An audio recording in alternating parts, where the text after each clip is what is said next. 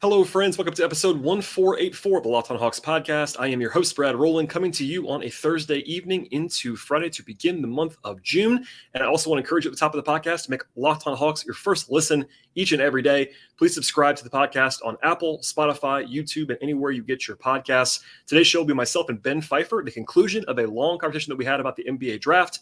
Part one had to do with the second round options and some sleepers in the draft. Part two is the top of the lottery, Wembanyama, Scoot Henderson, the Thompson twins, Brandon Miller, etc. And then today we'll be focusing on the middle of the first round with regard to the Hawks' first round pick, 15 overall, and plenty of options, honestly, for the Hawks to evaluate in advance of the draft. In fact, as I record this podcast on June 1st, we are 3 weeks away from the draft. So plenty more to come on the draft. And we've only been doing the draft stuff for a little bit of time now, but we've done other things as well. The player capsule series that we've been doing with Glenn Willis is ongoing at this point in time. About half the roster done there, breaking down all the players still on the Hawks roster. I had Bill DeFilippo on the podcast yesterday talking about the NBA Finals, as well as Jaylen Brown and some of the buzz there. Mailbag podcasts, all that fun stuff, wall-to-wall coverage in this space between the end of the season and the draft, with much more to come after that, free agency, summer league, etc. So thank you for listening to the podcast, everybody. Without further delay, I'll have the intro to the podcast when I come back with myself and Ben talking about the Hawks pick in the first round of the NBA draft.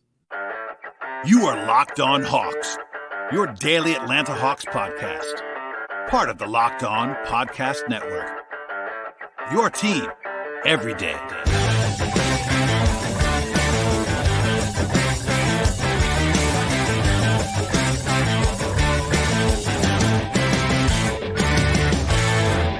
'15th pick.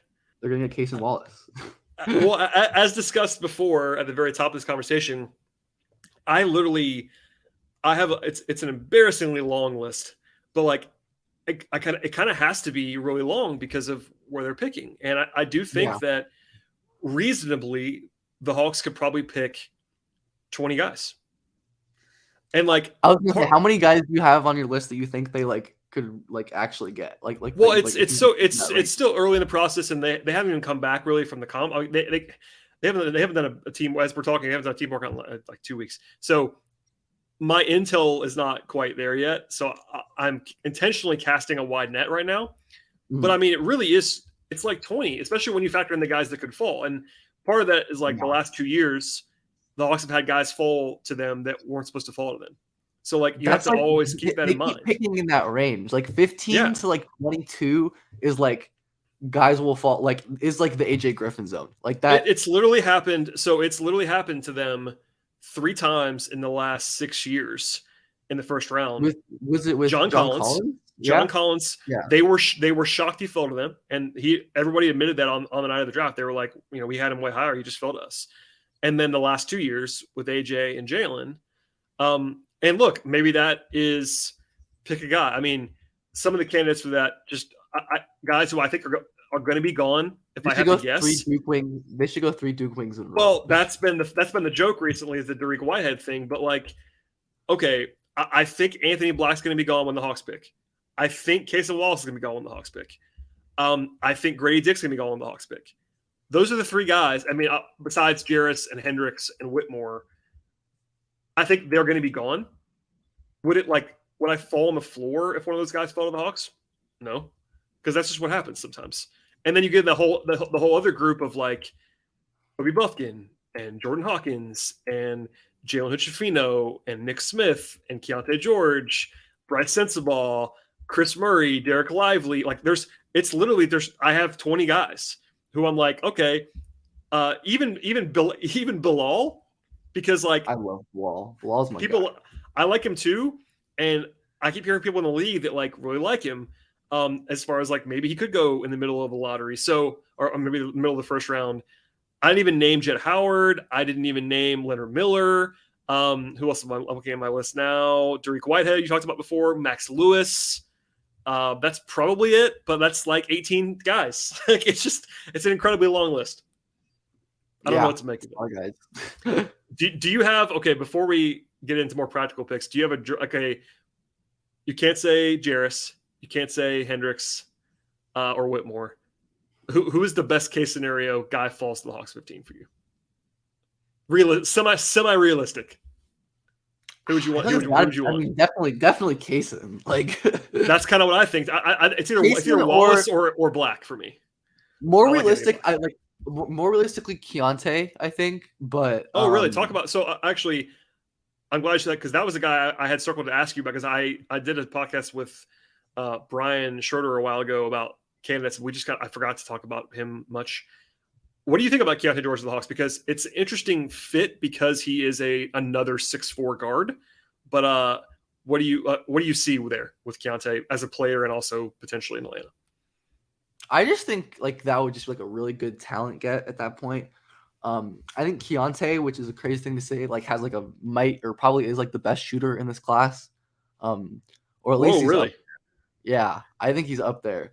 I'll read you like just like his raw volume. Like like as like a strong like 6'4" freshman, he shot like over 14 threes a game. 55% of his shots were threes, like almost 80 from the line. Like over like 40 like makes like taking a lot of far twos and like is such an incredibly versatile shooter, like is asked to take so many difficult shots in Baylor's system.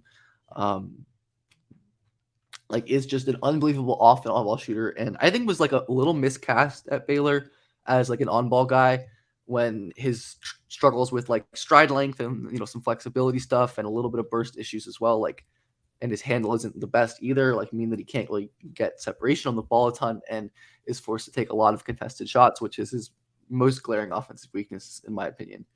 But off the ball he's really good, like just like the shooting, he can really attack closeouts. Like once he gets to the rim, his strength and his body control, like, and his length and his touch allow him to be a really good finisher. And his off-ball passing, I think, notably is really good. Where his like on the ball when he has to like make reads off the dribble, I think he struggles a bit more. But like, as an off-ball passer, I love it. And again, I mean, like assuming he gets drafted to this current Hawks team, like that's what he'd be doing. Like that's like exactly what they would ask him to do. And I think like defensively you have more questions for sure, but like I think it was pretty problematic. But again, like the freshman thing, and he has like real tools and has shown the ability in the past to be a really effective like on-ball defender, especially guarding up. So like I think it's salvageable there for sure. Mm-hmm.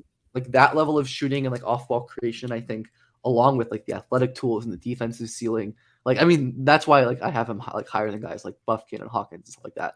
And I think he's like a very legit like lottery quality talent plus. Just from that perspective, I think if that guy falls to you, you take him. But I think there's going to be multiple guys for Atlanta. Yeah, I think from George's perspective, I think he would be well off going to a team that doesn't have to think he's a primary. You know what I mean? Yeah. Exactly. Which is the Hawks. Obviously, that's one of the teams. I was going to say, like the fact that he's fallen into this range, like, could definitely end up being a good thing. That could be good for him. I totally agree. And there's a guy like that, a guy or two like that in every class, where it's like, hey, I don't want you to be a primary. Hopefully, you don't become a primary because you're better off. Yeah, it's Max. It's like Maxi or Hero. Exactly. Maxi was a great. Yeah, exactly. Those are great examples of that. I think George is one. You mentioned Buffkin. Obviously, I'm a Michigan guy, so I've seen a lot of Kobe Buffkin. It's funny to me, and not in a bad way, because I actually agree with it. It's funny to me that we've gotten all the way to where Buffkin is like solidly ahead of Jett Howard on like almost everyone's board. It's just funny to me. I very strongly disagree with that.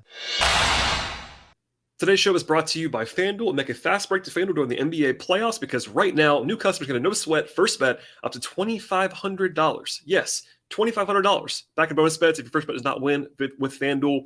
You can find anything you're looking for in the sports betting space at FanDuel. They have great promotions each and every day. It's a safe and secure app. You get paid instantly when you win at FanDuel, and they have all kinds of line offerings and all the sports you're looking for. The NBA, of course, WNBA, they have football wall-to-wall in the fall when that comes, and even future bets right now in the NFL. They also have baseball action. It's the hockey playoffs, tennis, golf, etc. And they have, in addition to futures, they have live betting, they have point spreads, totals, money lines, etc., player props. It's all there for you at FanDuel, and there's no better place to bet all the playoff action than America's #1 sportsbook. Visit FanDuel.com/locked-on right now. Get a no-sweat first bet up to $2,500 with FanDuel. That is FanDuel.com/locked-on. FanDuel, official sports betting partner of the NBA. I knew after researching you a little bit that you like Jett more than I think everyone that I've seen at this point. So, I promise it's not about my Michigan. I'm even wearing my Michigan shirt right now. I get it. I know. I noticed. I'm turning it over to you. I'm almost gonna abstain here. What do you like or not like about Buffkin and Jett, because they are objectively in the Hawks range, both of them. So this is an interesting. It's obvious. We have to have the conversation. Absolutely. I mean, Jett is another one of these enormous shooters in this all-time shooting class.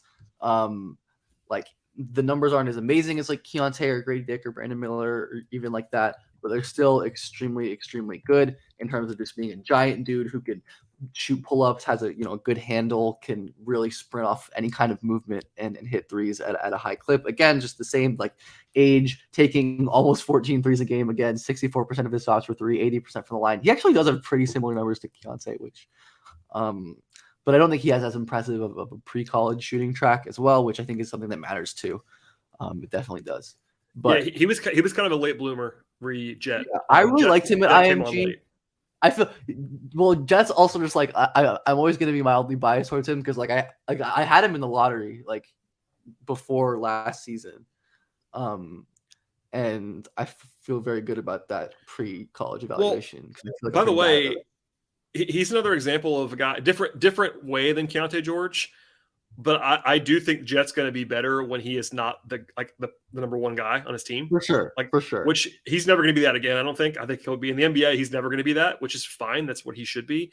But it's shot selection and also, defense is variable for freshmen, as we talked about before. He was so bad defensively in college, man. Like I thought he got a little better as the season went on. He got better. I'll grant that. Again, this is probably my Michigan fan talking. It was problematic at times, yeah. And I think that's maybe a question with regard to the Hawks in particular because I don't think I perceived it as poorly as you would as a fan, and I probably couldn't. And that's why I'm trying not to infuse that in the conversation. It definitely was problematic. Like that's no doubting that at all. But I think with what I love about him, aside from the shot making, is like I'm a sucker for movement skills, and like his are ridiculous. He's like so fluid and like flexible. And I think because of that, his handling upside is high. He's already a pretty good handler, I think, which is under discussed. Like, I think he's just as good a handler as Buffkin, honestly. If not, like probably a little worse. But I think he's there. But obviously in a very different way. Like he can win with his length, and I think he's fast when he gets going. Not like a crazy straight line burst guy, but like if he gets it closeout or downhill or whatever kind of action, he is pretty quick and can stop start, has some pretty advanced driving tools. And, we saw a little bit of like off ball passing coming off of curl screens and making reads, or attacking closeouts and making reads. Like he's solid. I don't think he's like a black hole at all. I think he's a guy who could be like a decent passer in that role. And he won't be. I mean, again, go back to the one option. Like, I think he's going to be more of a ball mover when he's not asked to be the guy. But he should be. And I think just the value of like tall, like everyone knows how valuable tall shooters are, which I'm kind of surprised that Jett has fallen so much out of favor. I kind of am too, a little bit, just because of the I think there are shooter thing. Genuine concerns about him for sure, but like mainstream like draft love like tall shooters who can like do literally anything. Especially I feel like most tall shooters who people really like are older too. Like I think of like Cam Johnson as like one of the main examples I always think of. I do think that maybe the models, and I don't know, I should have looked at Pelton's, aren't high on Jett because his defensive numbers are so bad. I think I want to say it was like 12 steals in 29 games this year or something, like some comically low number. Like he did absolutely nothing defensively or on the glass. So like some of the so like some of the model, I'm sure that like some of the stat models don't love it because they usually like guys who create something defensively, and he just didn't do any of that. And also, Michigan was just better when he wasn't the main guy. At the end of the year, it was more Buffkin, and they were better. That Iowa game was so ridiculous. When he just made every shot, it was I honestly think the handling is like good enough for him to be like a tertiary handle, like a third handler on like a decent offense one day. Like aside from him being able to use his fluidity and like some speed to create, like I think he's pretty functional. Like he doesn't lose the ball a lot. He's pretty comfortable like dribbling out of pressure and like not making super dumb decisions.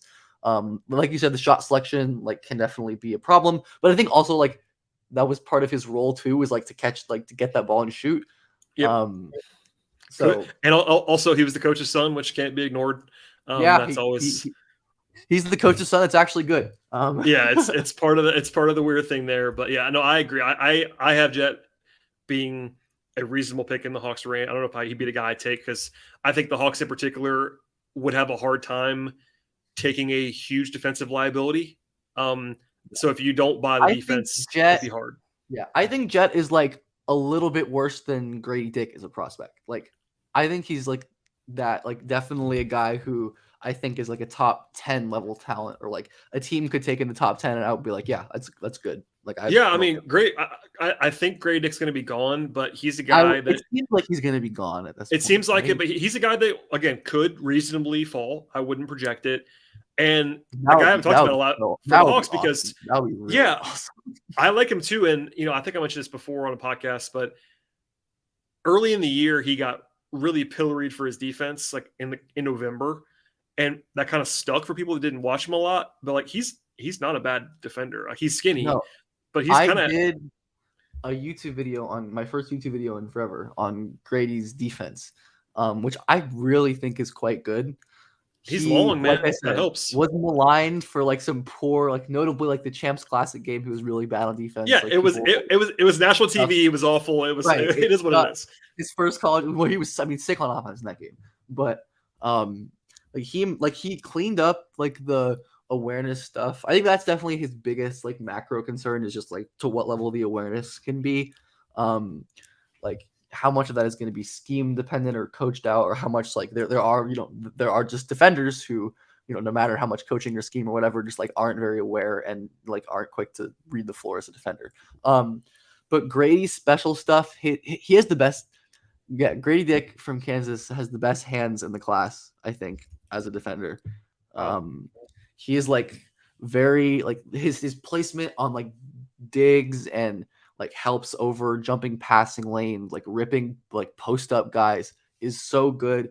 And like when you combine that with his like really good defensive instincts for playmaking as well, like he's really good like making rotations, which I don't think he has the high end athletic tools to be a great like an elite defender. Maybe like he is long and pretty vertically explosive, which I think is going to help him as like a back line, or should I say on the ball, because I think on the ball his lack of speed and first step definitely hurt him.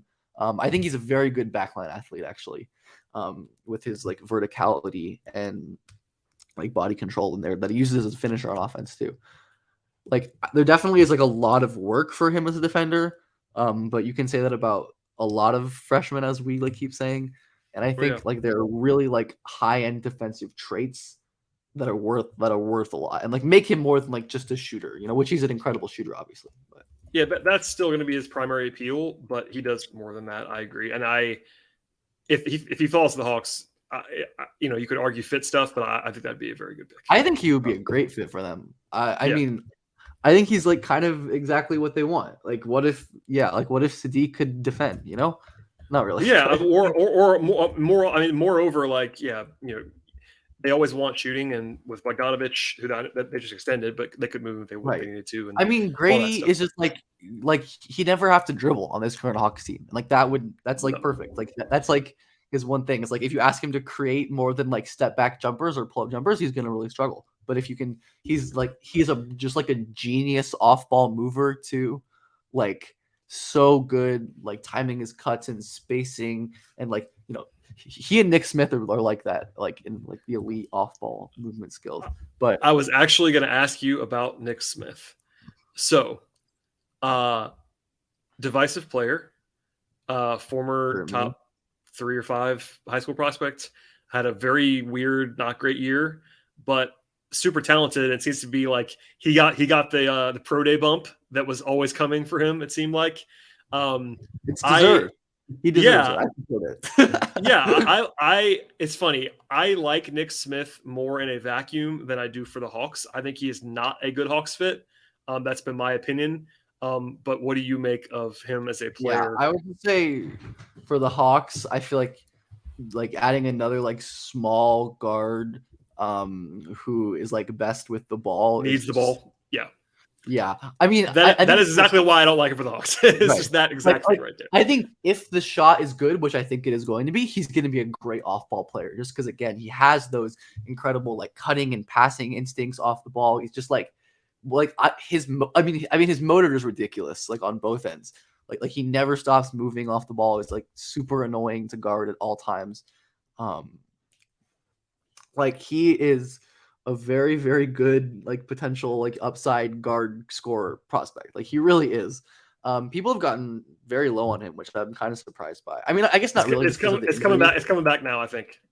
Yeah, it got weird for a while, and I think it's like I said, I've never loved him because that's not my favorite archetype of a player, but I will acknowledge he's a very good prospect. And my Hawks thoughts versus my regular draft thoughts are different on him. Yeah, I'm not out on him. I don't like him for the Hawks, but.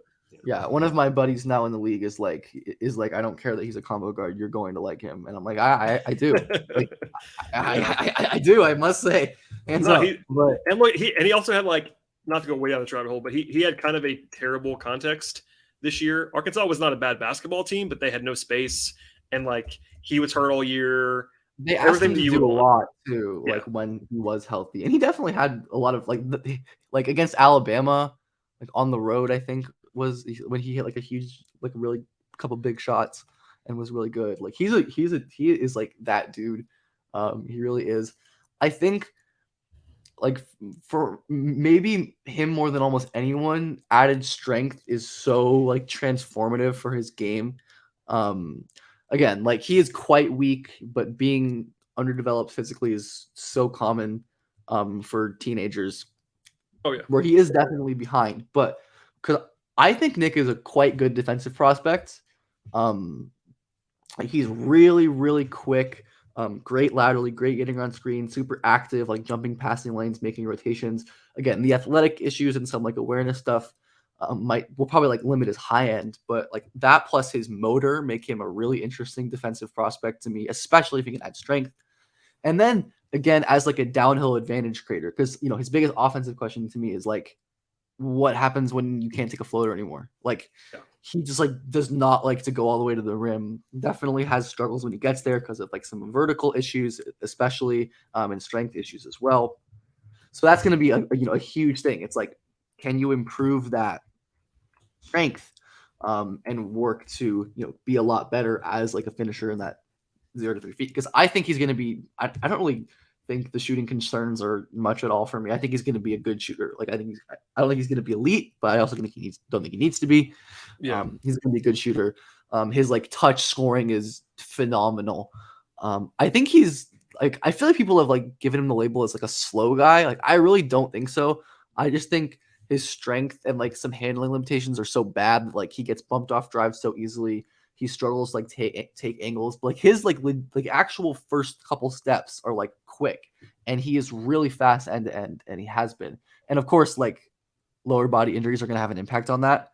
So like TBD, how like like what you make of that. But assuming like you're not medically red flagged by Nick, like I still think he's worthy of a top 10 pick. Like I still see him in like the range of guys like Dariq and Grady Dick and Anthony Black, even like Keyonte George for me, like the kind of guys who are just like just outside of those like top guys like the Cam Jarris, Taylor Hendricks, like Cason for me, like those guys. Like I see him firmly like up there with those guys. Yeah, I mean Dariq Whitehead's a guy I was going to ask you about, and like that's one where the medical is everything, and we just don't know. Like he just had another procedure. As it was with AJ Griffin too. Well, again, every joke has been said already about the Duke thing, and it'd be 3 in a row. It's so funny because it's like it's gonna happen. It has to happen, and it would be so good. It would be so good. Beyond the memes, it is a different front office. Like Travis is not here anymore, but Quinn Snyder literally is a Duke guy. So and it's like so. Beyond that, though, it's gonna happen. It's gonna happen. I think from what I understand, you like Whitehead as a prospect. I'll be the first to say like the medical's huge there because athletically he was not the same guy in college as he was in high school. And I know that even from watching him only a couple times in high school, you can tell right away he wasn't quite the same thing. But acknowledging that uncertainty, I think you like him. So what do you like about Dariq Whitehead? I love Dariq. Yeah, he's so good. Again, I think he's like another one of these like guys who could be a top 10 pick for the right team. Like I always mock him to Utah at like 9, I think, because I just like think like the upside swing would be as like upside shot making wing would be so good for them. But people are always like, "What are you doing?" I'm like, "It's good. it's good.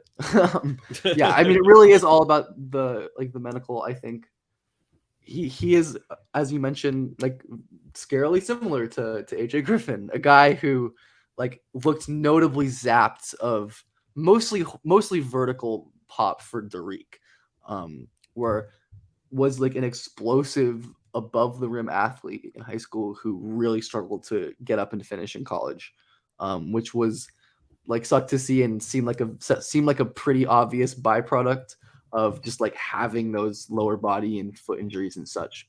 But Tariq's still one of the youngest players in the draft, still an incredible, just like AJ Griffin. They're literally like it's the way down. It's uncanny, like incredible wing shooters, both on and off the ball. Dariq's so good at like the Tatum sidestep, simple crossovers, like has NBA range threes for sure. Has always been like a good touch guy and like developed a ton as a shooter over his like sophomore, junior years of high school to become a legit like shooter. He's been like this since like junior year of high school. Like, this isn't new. Like this is who Dariq has been for a long time, like a legit shot maker. And like, you know, we saw this at Duke, especially towards the end of the season. His passing, I think, started to come out when he was more comfortable driving and putting the ball on the floor. He is a really capable passer, and in the past has been a guy who like initiates and operates pick and rolls. And then defensively, I thought he was really quite solid this year. Where, you know, different and better than AJ Griffin last year, for sure. Like Dariq as a mover, I mean, Dariq was always great, and I think again there was some like weak side rim protection stuff that definitely wasn't the same or wasn't really there, probably because of his, you know, just the lack of vertical explosion that he had at the time. But Dariq is a really good on-ball defender. His feet are good. He's laterally quick. He moves his hips. He defends without fouling. He's really active, like digging and making like little rotations. So I like him a lot as a defensive player. I think he has legit upside as like a shot making like wing who can secondary handle and is going to be great off the ball just because of his catch and shoot and like his like hopefully finishing if everything turns out with the medical, which of course, you know, that's just a big thing. Like, is he healthy? We don't know. We can't know. It is what it is on that. But if he was healthy like all season, I think like he'd probably be like a top 5 pick or like he. Well, that's where he was supposed to go. I mean, you rewind a year and that he was supposed to go in that range, and he might have if he had been healthy and played to that level and all that. But you know, I mean, he's clearly going to be in the discussion where the Hawks pick. He could be gone. He could be medical cross off. We just don't know. Another guy I want to ask you about is a little bit polarizing. It seems like, and that's Jalen Hood-Schifino. I'll say this: the numbers were not good. Like his efficiency numbers were not good this year, but I like him a lot. I've always liked him a lot. Where do you stand on the Jalen Hood-Schifino experience? Because you know, he's polarizing. Not a Hood-Schifino guy. I think especially for the Hawks, just because again, like he really needs the ball. Yeah, I agree. I agree with that. He's not my favorite Hawks guy. I like him more for other people. I mean, I think he's more of like a late first kind of talent. Just because I worry a lot about the scoring, like the consistency of decision making, even though like there are some flashes of like really impressive pick and roll pacing and timing and operation as a scorer in the mid range, which is probably his most impressive thing. And then some passing too. I think that's just really inconsistent at this point. And again, like has the tools to be an okay defender, I think, but just like doesn't really have much of a playmaking instinct. It seems like as the general freshman defense awareness stuff, isn't a crazy on-ball defender. It's like I don't see a ton of room for value growth on defense. I think you're just drafting him as like a guy with real like size and pick and roll operating upside, which is valuable. Like that matters, no doubt. But for me, I just think there are a lot of weaknesses that are kind of hardest to overcome, and also that limit this ceiling in a way to me that doesn't entice me a ton. But like there are some really good skills and some things he does really well, and I could definitely imagine a team taking him earlier than I would maybe like, but you know, betting on him as like a handler on-ball guy bet, which again I don't think is the Hawks at all. No, it's not, and that's I think that the way you line it up is perfectly makes sense. I mean, I like the kind of the ruggedness that he has, and like I think I buy the playmaking a little bit more, but it's almost like he needs to be on a team where like he's playing with, I mean, Maxey kind of guy next to him, like take advantage of his size. The fact that he got to play with Trace Jackson Davis was also really great for his stock too. Oh, I'm sure. Yeah, I mean, Trace was an awesome college player. But yeah, this is a pivot from Georgina, but I realized I skipped over Dariq Lively in the Duke conversation. The only reason why he's on the radar for the Hawks is that there's a real world scenario where they trade Clint in the next 2 months. And Just if they do, let Onyeka cook. Like, I agree on that. I know. Strongly agree on that. But if they were to move on from Clint, they do need someone who's 7 feet tall probably on their roster. And Lively could be like a best player available pick, because for all of the like maybe middling thought about dive man centers, he was really good defensively at the end of the year. And apparently he's shooting. Have you seen the stuff about his workouts? Like apparently he's shooting threes now. I don't know if I buy that. But he took open threes in high school. He did. It's funny. He was like really quite not good in high school. Like his like last season playing like pretty generally low level of competition. He was not good. And like that was kind of the same the start of the Duke year. But even earlier this year, like he was kind of almost not out of the rotation, but he was like they were trying not to play him very much. It was not good. And he got so much better so quick, like at like guarding pick and rolls, which is like insane. Like I don't know how he learned that so fast. Like I don't know what sort of like black magic he did. His defense in February and March, like he might have been the best defender in the country for 2 months. He was like really scary. Like vertical explosion, which is like good to great, not elite still, but like just with how long he is impressive. And just the mobility and like the ability to guard like multiple like pick and rolls. Like I've been pumping the Adembona train, mostly just because of like the fact that versatile pick and roll defenders are so valuable, and Lively is like that but better. And like taller. and bigger. Yeah, I was gonna say. Yeah, and bigger. I don't think Lively is like a lottery necessarily level guy, just because I do worry about the offense a lot. Like while like I'm not so like just because of the strength concerns, I think like the finishing being like elite or really good is not like surefire. Like he's not like Mitchell Robinson was in high school or anything like that. Like when you think of like just like lob catcher roll man, like I think Mitchell Robinson like he wasn't like that athletic. Like he still has some like strength and concerns in that regard. I think the passing improved a little as the season went on. Like there were some flashes of like some decent like short roll reads and stuff. I do like I don't think that's gonna matter a ton for his role. And like I guess if he shoots, that's great. But, like I'm gonna be skeptical until it happens. Like I agree with that. I'm only saying it because like it was like a major talking point the last couple of days. No, I definitely saw shooting. And maybe that matters. I don't think it matters that much. But no, I think and it's entirely tied to if they trade Clint, like just they think he's the best player available. He's the guy who like just because like his skill set is so valuable and that there isn't anyone in that range who provides like rim protection.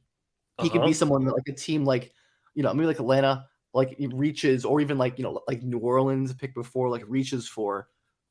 Just to like bank that rim protection upside, which I think is a totally reasonable. The defense, like if you're building around Trey, like I think that's a pretty intriguing partner to have on the floor with him. Yeah, like that's something that I guess assuming they trade Clint or whatever, like that's something that they're not gonna take him and then bring back Clint and that'd be crazy. But at the 15 spot, I feel like it's mostly like they're just gonna be better options. And maybe there are. If they go Lively, like I get it. Yeah, we won't go through all these guys individually, but I named a bunch of them earlier. But we haven't even talked about Bryce Sensabaugh. We haven't talked about Chris Murray, who I think I'm predisposed to liking more than other people are. He's just kind of a boring guy, but I think he's going to be a quality NBA player for a while. I like Chris Murray. Me too. Chris Murray guy. I just think that like I know listeners of the podcast that made it this far will just be laughing because I like the boring wing guy, but like he has everything you would want for a 10-year NBA veteran forward. Like he's not going to be great, I don't think, but like at 15, if you get a starting caliber player, I have him like late teens for like a similar reason. Exactly. It is what it is. He's like a large wing who can kind of shoot, has some interesting ball skills, and is a pretty solid defender. And generally, is like good at basketball. Like I don't know. it's funny because I was like decidedly not a Keegan guy last year relative to consensus, but I feel like I am a Chris Murray guy relative. Honestly, that's exactly the same as me. And it wasn't that I didn't Yeah. like Keegan. It's just that I didn't like him at 4 or 5. It just Exactly. felt high for me. And I mean, even after his rookie season, I still feel that way. I do too, but it's also he's kind of proven what he was supposed to be already. I mean, it's not exactly. And Chris isn't quite as good, I don't think, but he's going in a much more. I mean, he's comfortable range. He's like a good bit better on defense, I think. Yeah, that's probably true. Yeah. So, okay, who have we not talked about? Oh, I'll open it up to you, but if there's anybody we haven't talked about that you think would be a really good pick at 15, I want to hear that. And then also, I don't mean to put you on the spot, but who's the guy that is kind of off? Like, I'll name some guys too that we've not talked about. Max Lewis is someone people like. People seem to like Gigi Jackson, or they don't. He's very polarizing. Those are I'm looking down the list as like guys who either are in people's lotteries or in like the 30s for people. Leonard Miller's pretty polarizing. I don't know. Anybody you like that we've not talked about quite a bit? 15. I would lean negative on basically all of those guys. Okay. Yeah, I'm kind of. I would say Leonard is probably the one who I'd be most interested in, but still not a huge fan of. Honestly, Gigi too. I think Gigi is interesting. Max Lewis, I'm like very out on. Like, I don't really think he's a guy. I think that there are teams that should take a flyer on Gigi Jackson and in the 20s, and the Hawks are not a team that should do that. I agree. I think like for a team that wants that like big ball handler, like I don't really think he has like real star upside. I think like as like a big guy who can dribble, like I think that is a useful thing. And I could definitely imagine a team like going for that. He's also going to be bad for a while, I think. Yeah, I think I don't just get based like on what it was this year. Lottery upside for sure. I just don't think he has the high end tools or skills anymore. But like it makes sense. But yeah, Max, I mean, he's like the shot making potential is interesting, but otherwise I'm not really sure what like his NBA level. Who else? Who else is? We have not mentioned Bryce Sensabaugh. I like Bryce. I support Bryce Sensabaugh. Interesting profile for Bryce Sensabaugh. Saw him play a lot. Obviously, he's a Big Ten guy. I don't know how that works in Atlanta. Yeah, I was gonna say he's not my favorite for the Hawks. By the way, is his listing? I'm looking at the listing right now for him. Is that right? 6'5", 235. Is that right? Boy, that's like PJ Tucker. I believe that. He's enormous.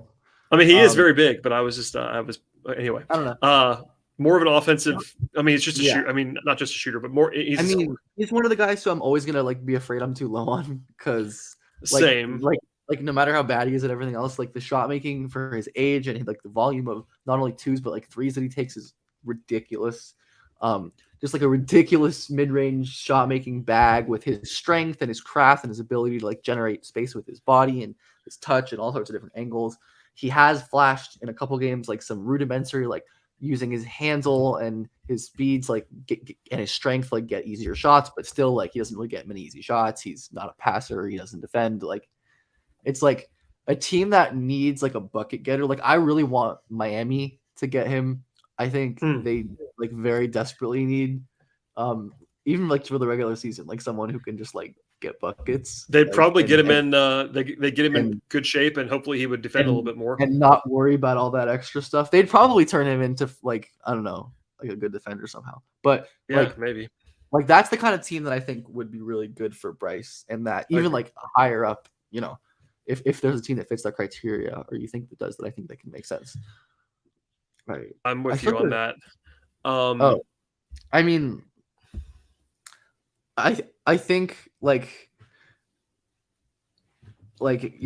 I think if Cason fell, I'd definitely take him just because I think he'd be like by far BPA. Agreed. Just I think he's a very, very unbelievable like off-ball defensive prospect with underrated like offensive utility. Yeah, I think Cason and Anthony Black are the two that I just take immediately if they fall to me at 15. I'm definitely higher in Cason than Black, but Black is also a kind of guy who I would take instantly. if he ended up falling. We agree. I don't think they would they take Jordan Hawkins? So I don't know. he's a guy that I go back and forth on. I don't think that that's what they would want to, at least not that I would want to do, but this is a new front office, so I don't want to ascribe motivations to them just yet. But like, he's a pure 2, and the off-ball offense would be really intriguing. Like, obviously, the way that he moves off the ball and stuff is, it's a big part of his appeal.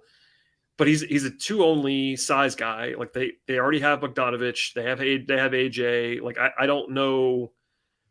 Just they'd have to think that he was like definitely the best guy available to take him. I feel like, because for me, if he's in a tier with anybody else, the fit's going to be better with other people.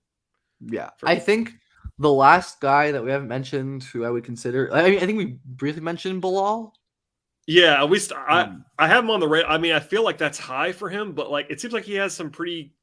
He's rising. It does seem like he's going up. Like I like him in that range as just like another like real creation bet wing with like high defensive upside, which I think fits a lot well like what the Hawks would need at the wing at that point.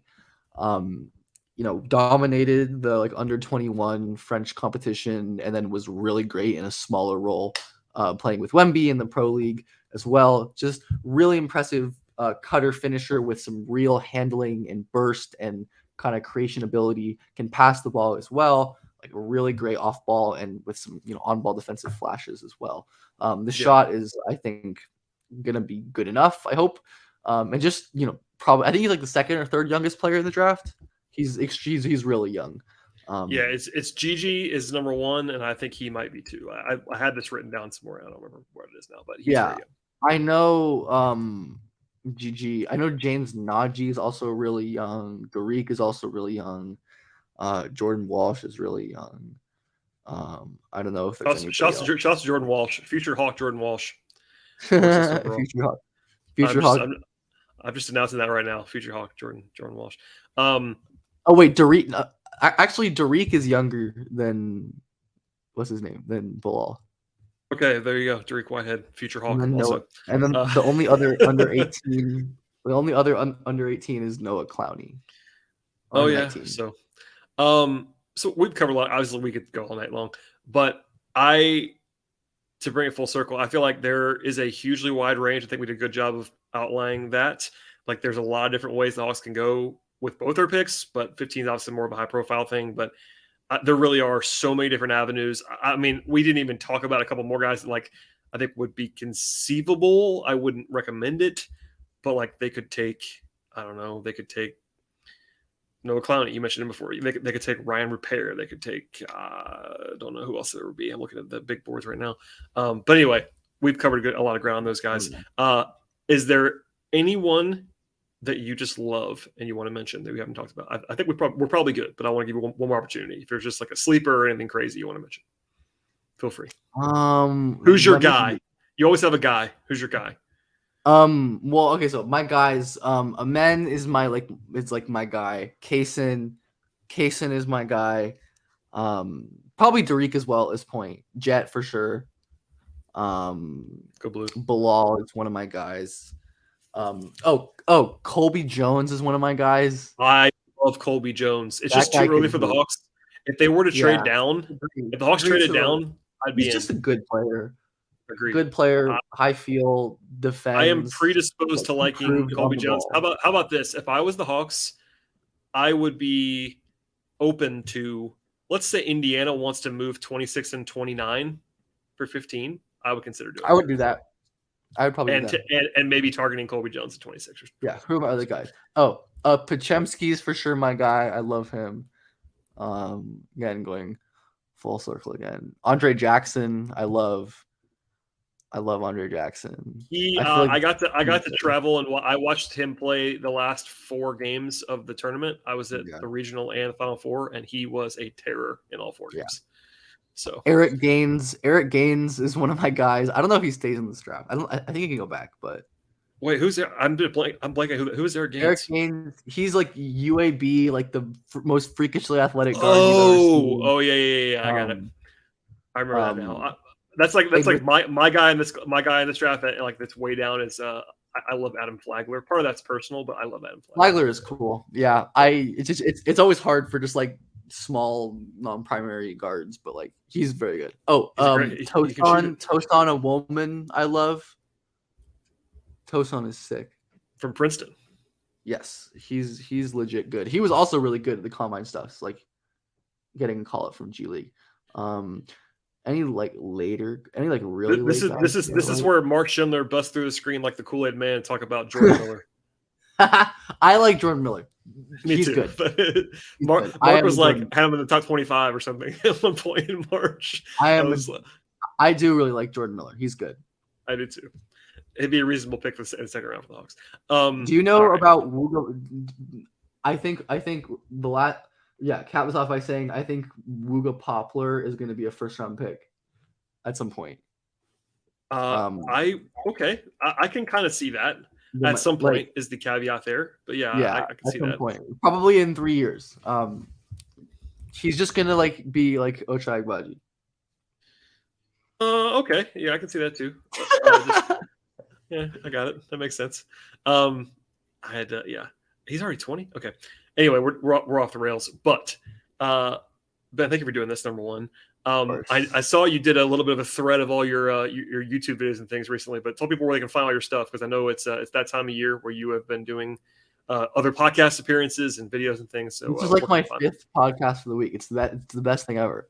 It's almost that time. Glad we find. Yeah, it's the best thing ever because I get to like do all the fun stuff, be on the podcast without all the not fun stuff like editing and such. So I appreciate. There you go. It's perfect. Yeah, just like follow me on Twitter, BJPF_. That's where I'll have anything. Like I mentioned, I'm trying to re-up my YouTube channel now that I'm like out of school and have more time to do stuff. We'll probably do some more draft videos, which again, like it's just my name, and you'll see that. And actually, you are the first people that are hearing of this, or I guess you, Brad, technically the first person that's hearing that. I am going to be doing some draft writing for a certain thing in the near-ish future. All right. Love that. This is all I'll say. But so yeah, that'll be on my Twitter as well. So well, good. Yeah. Follow Ben. If you're not already, you should be doing that for all kinds of great basketball content. You can go listen to you could do a whole like international flight of all of our podcasts over the last 5 years. That could definitely be the case. It'd be funny to see what we got wrong too. I'm sure we got stuff wrong. I'm sure we got more wrong than we got right, but that's plenty of wrong. That's okay. Thank you again, sir. I appreciate it. As for everyone else, please subscribe to this show. Again, check out Ben's work, and we'll see everybody next time.